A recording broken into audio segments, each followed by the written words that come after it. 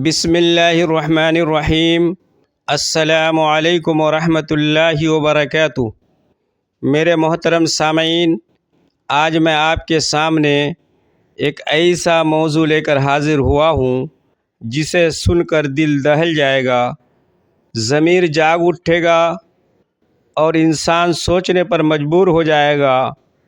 وہ موضوع ہے سود نے قوم کو کیسے کھوکھلا کر دیا۔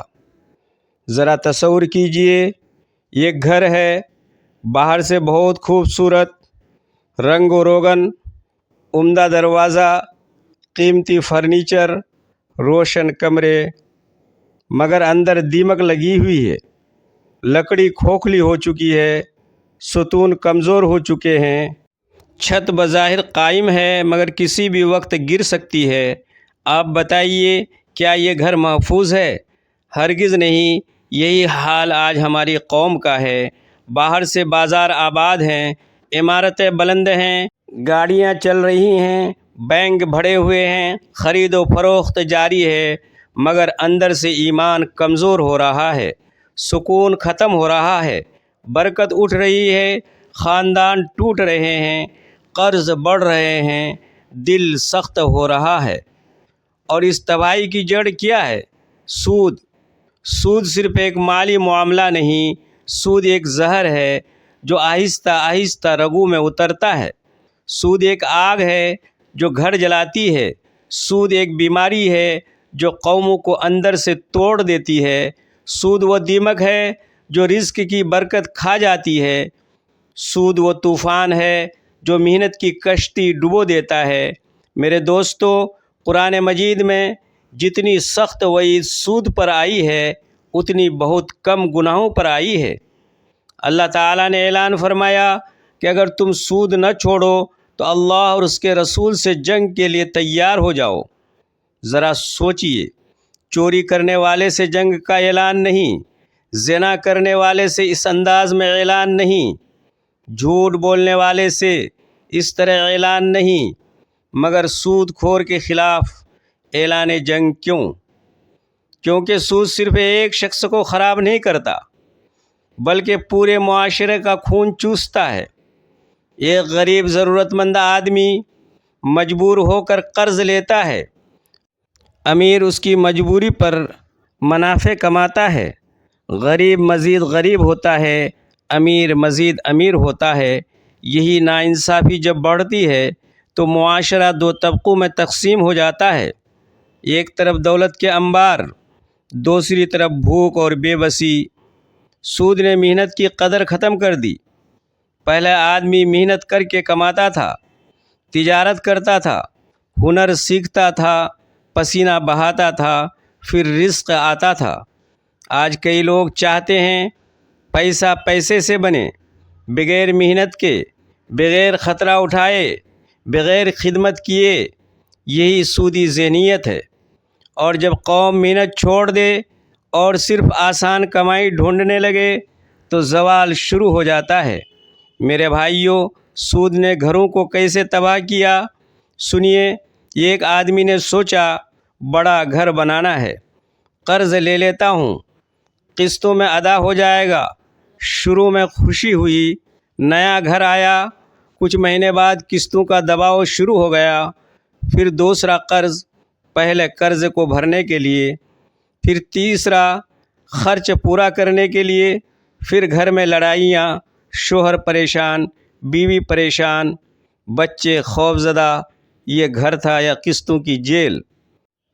ایک نوجوان نے گاڑی سود پر لی تاکہ رعب بنے، لوگوں میں عزت بڑھے، مگر چند ماہ بعد نوکری گئی، قسط رہ گئی، فون آنے لگے، دھمکیاں شروع ہو گئیں، عزت خاک میں مل گئی۔ سود وقتی خوشی دیتا ہے، مستقل پریشانی دیتا ہے۔ ایک کسان نے بیج کے لیے سودی قرض لیا، فصل کم ہوئی، قرض بڑھ گیا، پھر زمین بک گئی، پھر مزدور بن گیا۔ سود نے اس کی زمین بھی لے لی، آزادی بھی لے لی، مستقبل بھی لے لیا۔ میرے دوستو، سود نے رشتوں کو بھی کھوکھلا کیا۔ باپ قرض میں ڈوبا ہے، بیٹا کہتا ہے میرے لیے کیا چھوڑا؟ بیوی کہتی ہے ہر وقت پریشان کیوں رہتے ہو؟ شوہر کہتا ہے سمجھتی کیوں نہیں، قسطیں دینی ہیں، بھائیوں میں جھگڑا، وراثت جلدی بانٹو، قرض چکانا ہے۔ یہ سب صرف روپے کا مسئلہ نہیں، ذہنی سکون کے قتل کا مسئلہ ہے۔ سود نے اخلاقیات تباہ کی۔ جب آدمی پر قرض چڑھتا ہے تو بعض اوقات جھوٹ بولتا ہے، تاریخ بڑھاتا ہے، وعدہ توڑتا ہے، چھپتا پھرتا ہے، دوسروں کا حق مارتا ہے، کبھی رشوت لیتا ہے، کبھی دھوکہ دیتا ہے۔ یعنی ایک سود کئی گناہوں کا دروازہ کھول دیتا ہے۔ سود نے نوجوان نسل کو بھی متاثر کیا۔ آج نوجوان کمانے سے پہلے خرچ کرنا سیکھ رہا ہے۔ موبائل ابھی لو بعد میں دو، گاڑی ابھی لو بعد میں دو، سامان ابھی لو بعد میں دو، خواہش پہلے استطاعت بعد میں۔ نتیجہ یہ ہے کہ عمر کے آغاز میں ہی بوجھ سر پر آ جاتا ہے، پھر انسان تخلیقی قوت کو کھو دیتا ہے، ہمت ختم ہو جاتی ہے، وہ اپنی پسند کا کام نہیں کر سکتا کیونکہ قسطیں دینی ہیں، وہ حق بات نہیں کر سکتا کیونکہ نوکری بچانی ہے، وہ آزاد فیصلہ نہیں کر سکتا کیونکہ قرض دار ہے۔ سود صرف جیب کا قرض نہیں، آزادی کا قرض ہے۔ میرے عزیزو، سود نے بازار کو کیسے خراب کیا؟ جب بڑے سودی ادارے مضبوط ہوتے ہیں تو چھوٹا تاجر دب جاتا ہے۔ وہ مہنگا قرض لیتا ہے، بڑا ادارہ سستا سرمایہ لیتا ہے، پھر چھوٹا کاروبار بند ہونے لگتا ہے، مقامی ہنر مرنے لگتے ہیں، بازار چند ہاتھوں میں چلا جاتا ہے، قوم خود کفیل نہیں رہتی، محتاج بن جاتی ہے۔ سود نے خیرات کا جذبہ بھی کمزور کیا۔ پہلے مالدار غریب کو قرض حسنہ دیتا تھا، مدد کرتا تھا، شراکت کرتا تھا۔ اب کہتا ہے منافع کیا ملے گا؟ اگر ہر رشتہ نفع پر کھڑا ہو جائے تو رحم کہاں بچے گا؟ انسانیت کہاں بچے گی؟ میرے بھائیوں، کچھ لوگ کہتے ہیں زمانہ ہی ایسا ہے، سود کے بغیر گزارا نہیں۔ سوال یہ ہے، کیا ہر مشکل راستہ حرام سے ہی حل ہوگا؟ کیا صبر ختم ہو گیا؟ کیا سادگی ختم ہو گئی؟ کیا حلال متبادل ختم ہو گئے؟ کیا شراکت، تجارت، تعاون سب بند ہو گیا؟ نہیں، اصل مسئلہ خواہشات کا بڑھ جانا ہے۔ ضرورت چھوٹی ہوتی ہے، خواہش بڑی ہوتی ہے۔ انسان ضرورت پوری کر سکتا ہے، خواہشوں کا قرض نہیں اتار سکتا۔ ایک شخص چھوٹے گھر میں سکون سے رہ سکتا تھا، مگر دکھاوے نے اسے بڑے قرض میں ڈال دیا۔ ایک نوجوان سادہ موبائل سے کام چلا سکتا تھا، مگر مقابلے نے اسے قسطوں میں جکڑ دیا۔ ایک خاندان سادہ شادی کرا سکتا تھا، مگر رسموں نے قرض دار کر دیا۔ پھر کہتے ہیں حالات خراب ہیں۔ حالات نہیں، ترجیحات خراب ہیں۔ سود نے روحانی زندگی بھی برباد کی۔ سودی مال میں برکت کم ہوتی ہے، بظاہر رقم آتی ہے مگر خرچ بڑھ جاتے ہیں، بیماری آتی ہے، نا اتفاقی آتی ہے، بے سکونی آتی ہے، دل سخت ہوتا ہے، عبادت میں لذت کم ہوتی ہے، دعا میں تاثیر کم محسوس ہوتی ہے، کیونکہ رزق کی پاکیزگی دل پر اثر ڈالتی ہے۔ ہمارے اسلاف حلال کے ایک لقمہ پر اتنی احتیاط کرتے تھے، ہم لاکھوں کے سود کو معمولی سمجھ بیٹھے ہیں۔ یہ خطرناک غفلت ہے۔ میرے دوستو، قومیں صرف دشمن کے حملے سے تباہ نہیں ہوتی، بعض قومیں اپنے معاشی گناہوں سے بھی ٹوٹتی ہیں۔ جب دولت چند ہاتھوں میں جمع ہو، جب غریب مسلسل دبتا جائے، جب نوجوان قرض میں پیدا ہو، جب خاندان قسطوں میں جئیں، جب محنت کی جگہ سودی کمائی آئے تو پھر بغاوتیں بھی آتی ہیں، جرائم بھی بڑھتے ہیں، حسد بھی بڑھتا ہے، نفرت بھی بڑھتی ہے اور سماج کا توازن بگڑ جاتا ہے۔ یہ سب ہم اپنے گرد دیکھ رہے ہیں۔ اب سوال یہ ہے کہ علاج کیا ہے؟ سب سے پہلا علاج توبہ۔ اگر آپ سودی معاملہ میں ہیں تو دل سے نادم ہوں، اللہ سے معافی مانگیں اور نکلنے کی نیت کریں۔ دوسرا علاج سادگی، اپنی زندگی کو آمدنی کے مطابق بنائیں، دکھاوے کی دوڑ چھوڑ دیں۔ تیسرا علاج حلال منصوبہ بندی، جو چیز فوری ضروری نہیں اسے مؤخر کریں۔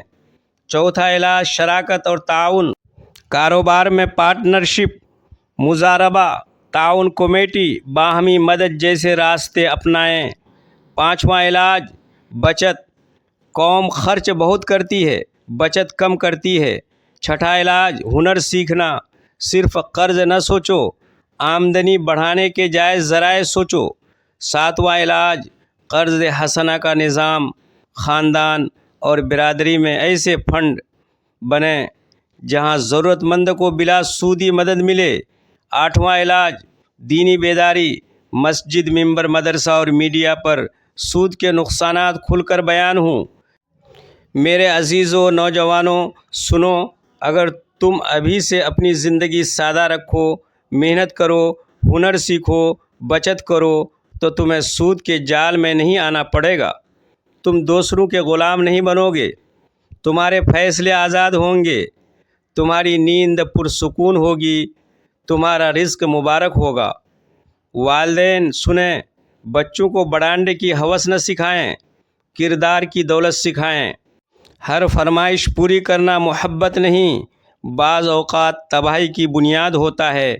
बच्चों को बताओ, चीज़ों से ज़्यादा इज़्ज़त अहम है, कर्ज़ वाली शान से बेहतर बेकर्ज़ सादगी है। ताजिरों सुनो, अगर तुम हलाल तिजारत करो, इंसाफ करो, नरमी करो तो तुम्हारा कारोबार देर पा होगा।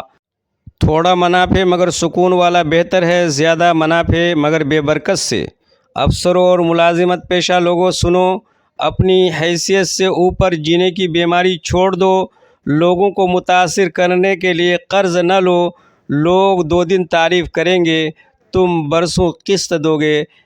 मेरे भाइयों, एक लम्हा रुक कर सोचो, अगर आज तुम पर कोई कर्ज़ नहीं तो ये बहुत बड़ी नेमत है। अगर कम है तो शुक्र करो, अगर सूद से बचे हो तो सजदे शुक्र करो, क्योंकि बहुत लोग बज़ाहिर अमीर हैं मगर हकीकत में मक़रूज़ ग़ुलाम हैं, और बहुत से लोग बज़ाहिर सादा हैं मगर हकीकत में आज़ाद बादशाह हैं। हमें फ़ैसला करना है, चमकदार ग़ुलामी चाहिए या सादा आज़ादी। आखिर में मैं कौम से कहता हूँ, सूद ने हमें खोखला किया है मगर अभी भी वक्त है, हम संभल सकते हैं। अपने घरों से आगाज़ करें, अपनी ख़रीदारी बदलें, अपने मंसूबे बदलें, अपने मेयार बदलें, अपनी सोच बदलें, हलाल को इज़्ज़त दें, सादगी को फ़ख्र बनाएं, कर्ज़ से बचें, मेहनत को अज़मत दें और अल्लाह पर भरोसा करें। याद रखो, जो अल्लाह के लिए हराम छोड़ता है, अल्लाह उसे बेहतर अता करता है। मुमकिन है इब्तिदा मुश्किल हो मगर अंजाम रोशन होगा। मुमकिन है वक्ती तंगी हो मगर दायमी सुकून होगा। मुमकिन है दुनिया वाले कम समझें मगर अल्लाह के नज़दीक कदर बढ़ेगी। अल्लाह हमारे रिज़्क़ को पाक फरमा, हमारे दिलों को क़नाअत दे, हमें सूद के हर ज़ाहिर व बातिन से बचा, हमें हलाल रिज़्क़ अता फरमा, हमारे घरों में बरकत दे, हमारी कौम को मुआशी ग़ुलामी से नजात दे, नौजवानों को कर्ज़ के जाल से बचा, ताजिरों को दियानत दे और हमें ऐसा शऊर दे कि हम तेरे हुक्मों पर चलने वाले बन जाएं। आमीन। सामईन, आखिर में आपसे दिल की गहराइयों से गुजारिश है कि अगर आप दीन की सही रहनुमाई, ईमान अफरोज़ बयानात, इस्लाही मज़ामीन और मालूमाती वीडियोज़ हासिल करना चाहते हैं तो हमारे चैनल जहान बसीरत को ज़रूर सब्सक्राइब करें। अपने दोस्तों और अहले खाना तक भी ये पैगाम पहुँचाएँ ताकि ये नेकी का सिलसिला आगे बढ़ता रहे। फिर मिलते हैं अगली वीडियो में। खुदा हाफिज़।